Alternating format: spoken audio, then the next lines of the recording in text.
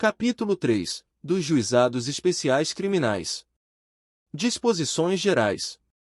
Artigo 60. O Juizado Especial Criminal, provido por juízes togados ou togados e leigos, tem competência para a conciliação, o julgamento e a execução das infrações penais de menor potencial ofensivo, respeitadas as regras de conexão e continência. Parágrafo único. Na reunião de processos, perante o juízo comum ou o tribunal do júri, decorrentes da aplicação das regras de conexão e continência, observar-se-ão os institutos da transação penal e da composição dos danos civis. Artigo 61. Consideram-se infrações penais de menor potencial ofensivo, para os efeitos desta lei, as contravenções penais e os crimes a que a lei comine pena máxima não superior a 2 anos, comulada ou não com multa. Artigo 62. O processo perante o juizado especial orientar-se-á pelos critérios da oralidade, simplicidade, informalidade, economia processual e celeridade, objetivando, sempre que possível, a reparação dos danos sofridos pela vítima e a aplicação de pena não privativa de liberdade. Seção 1. Da competência e dos atos processuais. Artigo 63. A competência do juizado será determinada pelo lugar em que foi praticada a infração penal. Artigo 64. Os atos processuais serão públicos e poderão realizar-se em horário noturno e em qualquer dia da semana, conforme dispuserem as normas de organização judiciária.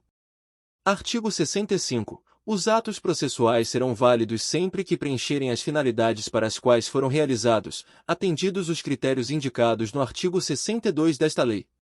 Parágrafo 1º. Não se pronunciará qualquer nulidade sem que tenha havido prejuízo. Parágrafo 2º. A prática de atos processuais em outras comarcas poderá ser solicitada por qualquer meio hábil de comunicação. Parágrafo 3º. Serão objeto de registro escrito exclusivamente os atos havidos por essenciais. Os atos realizados em audiência de instrução e julgamento poderão ser gravados em fita magnética ou equivalente. Artigo 66. A citação será pessoal e far-se-á no próprio juizado, sempre que possível, ou por mandado. Parágrafo único. Não encontrado o acusado para ser citado, o juiz encaminhará as peças existentes ao juízo comum para adoção do procedimento previsto em lei. Artigo 67. A intimação far-se-á por correspondência, com aviso de recebimento pessoal ou, tratando-se de pessoa jurídica ou firma individual, mediante entrega ao encarregado da recepção, que será obrigatoriamente identificado, ou, sendo necessário, por oficial de justiça, independentemente de mandado ou carta precatória, ou ainda por qualquer meio idôneo de comunicação. Parágrafo único. Dos atos praticados em audiência considerar-se-ão desde logo cientes as partes, os interessados e defensores. Artigo 68. Do ato de intimação do autor do fato e do mandado de citação do acusado, constará a necessidade de seu comparecimento acompanhado de advogado, com a advertência de que, na sua falta, ser-lhe-á designado defensor público. Seção 2. Da fase preliminar. Artigo 69. A autoridade policial que tomar conhecimento da ocorrência lavrará termo circunstanciado e o encaminhará imediatamente ao juizado, com o autor do fato e a vítima, providenciando-se as requisições dos exames periciais necessários. Parágrafo único. Ao autor do fato que, após a lavratura do termo, for imediatamente encaminhado ao juizado ou assumir o compromisso de a ele comparecer, não se imporá prisão em flagrante, nem se exigirá fiança. Em caso de violência doméstica, o juiz poderá determinar, como medida de cautela, seu afastamento do lar, domicílio ou local de convivência com a vítima. Artigo 70. Comparecendo o autor do fato e a vítima, e não sendo possível a realização imediata da audiência preliminar, será designada a data próxima, da qual ambos sairão cientes. Artigo 71. Na falta do comparecimento de qualquer dos envolvidos, a Secretaria providenciará sua intimação e, se for o caso, a do responsável civil, na forma dos artigos 67 e 68 desta lei. Artigo 72. Na audiência preliminar, presente o representante do Ministério Público, o autor do fato e a vítima e, se possível, o responsável civil, acompanhados por seus advogados. O juiz esclarecerá sobre a possibilidade da composição dos danos e da aceitação da proposta de aplicação imediata de pena não privativa de liberdade. Artigo 73. A conciliação será conduzida pelo juiz ou por conciliador sob sua orientação. Parágrafo único. Os conciliadores são auxiliares da Justiça, recrutados, na forma da lei local, preferentemente entre bacharéis em direito, excluídos os que exerçam funções na administração da justiça criminal. Artigo 74. A composição dos danos civis será reduzida a escrito e, homologada pelo juiz mediante sentença irrecorrível, terá eficácia de título a ser executado no juízo civil competente. Parágrafo único. Tratando-se de ação penal de iniciativa privada ou de ação penal pública condicionada à representação, o acordo homologado acarreta a renúncia ao direito de queixa ou representação. Artigo 75. Não obtida a composição dos danos civis, será dada imediatamente ao ofendido a oportunidade de exercer o direito de representação verbal, que será reduzida a termo. Parágrafo único. O não oferecimento da representação na audiência preliminar não implica decadência do direito, que poderá ser exercido no prazo previsto em lei.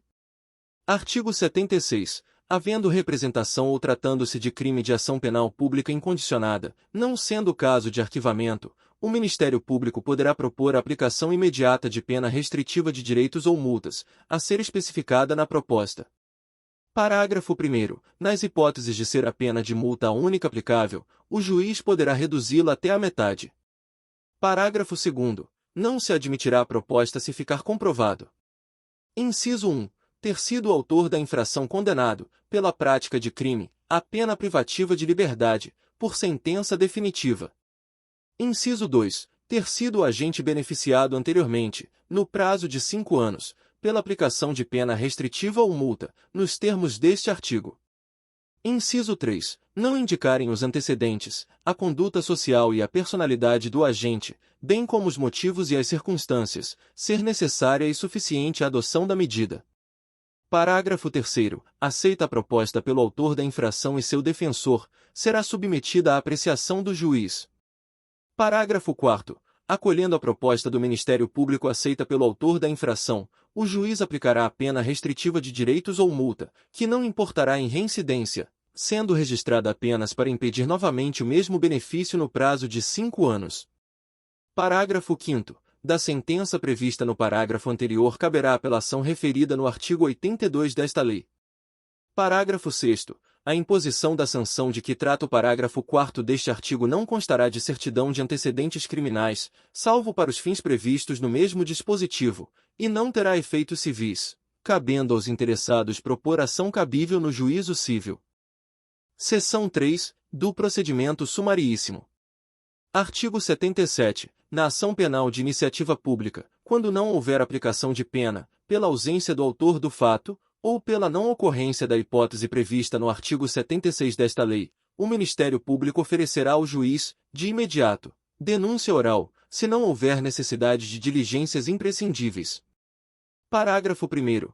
Para oferecimento da denúncia, que será elaborada com base no termo de ocorrência referido no artigo 69 desta lei, com dispensa do inquérito policial, prescindir-se-á do exame do corpo de delito quando a materialidade do crime estiver aferida por boletim médico ou prova equivalente. Parágrafo 2º. Se a complexidade ou circunstâncias do caso não permitirem a formulação da denúncia, o Ministério Público poderá requerer ao juiz o encaminhamento das peças existentes, na forma do parágrafo único do artigo 66 desta lei. Parágrafo 3º. Na ação penal de iniciativa do ofendido poderá ser oferecida queixa oral, cabendo ao juiz verificar se a complexidade e as circunstâncias do caso determinam a adoção das providências previstas no parágrafo único do artigo 66 desta lei. Artigo 78.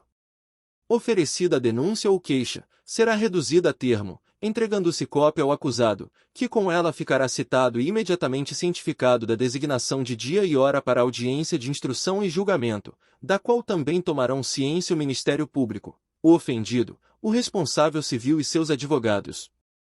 Parágrafo 1º. Se o acusado não estiver presente, será citado na forma dos artigos 66 e 68 desta lei cientificado da data da audiência de instrução e julgamento, devendo a ela trazer suas testemunhas ou apresentar requerimento para intimação, no mínimo 5 dias antes de sua realização. Parágrafo 2º. Não estando presentes o ofendido e o responsável civil, serão intimados nos termos do artigo 67 desta lei para comparecerem à audiência de instrução e julgamento. Parágrafo 3º. As testemunhas arroladas serão intimadas na forma prevista no artigo 67 desta lei.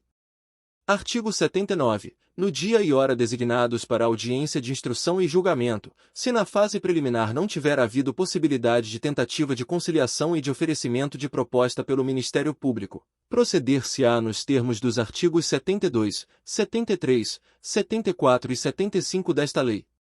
Artigo 80. Nenhum ato será adiado, determinando o juiz, quando imprescindível, a condução coercitiva de quem deva comparecer. Artigo 81. Aberta a audiência, será dada a palavra ao defensor para responder à acusação, após o que o juiz receberá, ou não, a denúncia ou queixa. Havendo recebimento, serão ouvidas a vítima e as testemunhas de acusação e defesa, interrogando-se a seguir o acusado, se presente, passando-se imediatamente aos debates orais e à prolação da sentença.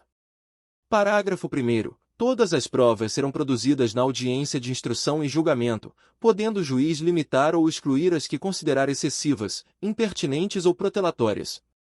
Parágrafo 1º-A. Durante a audiência, todas as partes e demais sujeitos processuais presentes no ato deverão respeitar a dignidade da vítima, sob pena de responsabilização civil, penal e administrativa, cabendo ao juiz garantir o cumprimento do disposto neste artigo, vedadas: Inciso 1. A manifestação sobre circunstâncias ou elementos alheios aos fatos objeto de apuração nos autos. Inciso 2. A utilização de linguagem, de informações ou de material que ofendam a dignidade da vítima ou de testemunhas. Parágrafo 2º. De todo o ocorrido na audiência será lavrado o termo, assinado pelo juiz e pelas partes, contendo breve resumo dos fatos relevantes ocorridos em audiência e a sentença. Parágrafo 3º. A sentença, dispensado o relatório, mencionará os elementos de convicção do juiz. Artigo 82. Da decisão de rejeição da denúncia ou queixa e da sentença caberá apelação, que poderá ser julgada por turma composta de 3 juízes em exercício no primeiro grau de jurisdição, reunidos na sede do juizado. Parágrafo 1º. A apelação será interposta no prazo de 10 dias, contados da ciência da sentença pelo Ministério Público, pelo réu e seu defensor, por petição escrita, da qual constarão as razões e o pedido do recorrente. Parágrafo 2º. O recorrido será intimado para oferecer resposta escrita no prazo de 10 dias. Parágrafo 3º. As partes poderão requerer a transcrição da gravação da fita magnética a que alude o parágrafo 3º do artigo 65 desta lei. Parágrafo 4º. As partes serão intimadas da data da sessão de julgamento pela imprensa. Parágrafo 5º. Se a sentença for confirmada pelos próprios fundamentos, a súmula do julgamento servirá de acórdão. Artigo 83. Cabem embargos de declaração quando, em sentença ou acórdão, houver obscuridade, contradição ou omissão. Parágrafo 1º. Os embargos de declaração serão opostos por escrito ou oralmente, no prazo de 5 dias, contados da ciência da decisão. Parágrafo 2º. Os embargos de declaração interrompem o prazo para interposição de recurso. Parágrafo 3º. Os erros materiais podem ser corrigidos de ofício. Seção 4. Da execução. Artigo 84. Aplicado exclusivamente pena de multa, seu cumprimento far-se-á mediante pagamento na Secretaria do Juizado. Parágrafo único. Efetuado o pagamento, o juiz declarará extinta a punibilidade, determinando que a condenação não fique constando dos registros criminais, exceto para fins de requisição judicial. Artigo 85. Não efetuado o pagamento de multa, será feita a conversão em pena privativa da liberdade, ou restritiva de direitos, nos termos previstos em lei. Artigo 86. A execução das penas privativas de liberdade e restritivas de direitos, ou de multa acumulada com estas, será processada perante o órgão competente, nos termos da lei. Seção 5. Das despesas processuais. Artigo 87. Nos casos de homologação do acordo civil e aplicação de pena restritiva de direitos ou multa, artigos 74 e 76, parágrafo 4º, as despesas processuais serão reduzidas, conforme dispuser lei estadual. Seção 6. Disposições finais. Artigo 88. Além das hipóteses do Código Penal e da legislação especial, dependerá de representação a ação penal relativa aos crimes de lesões corporais leves e lesões culposas. Artigo 89. Nos crimes em que a pena mínima combinada for igual ou inferior a 1 ano, abrangidas ou não por esta lei, o Ministério Público, ao oferecer a denúncia, poderá propor a suspensão do processo, por 2 a 4 anos, desde que o acusado não esteja sendo processado ou não tenha sido condenado por outro crime, presentes os demais requisitos que autorizariam a suspensão condicional da pena, artigo 77 do Código Penal. Parágrafo 1º. Aceita a proposta pelo acusado e seu defensor, na presença do juiz, este, recebendo a denúncia, poderá suspender o processo, submetendo o acusado a período de prova, sob as seguintes condições. Inciso 1. Reparação do dano, salvo impossibilidade de fazê-lo. Inciso 2. Proibição de frequentar determinados lugares. Inciso 3. Proibição de ausentar-se da comarca onde reside, sem autorização do juiz. Inciso 4. Comparecimento pessoal e obrigatório a juízo, mensalmente, para informar e justificar suas atividades.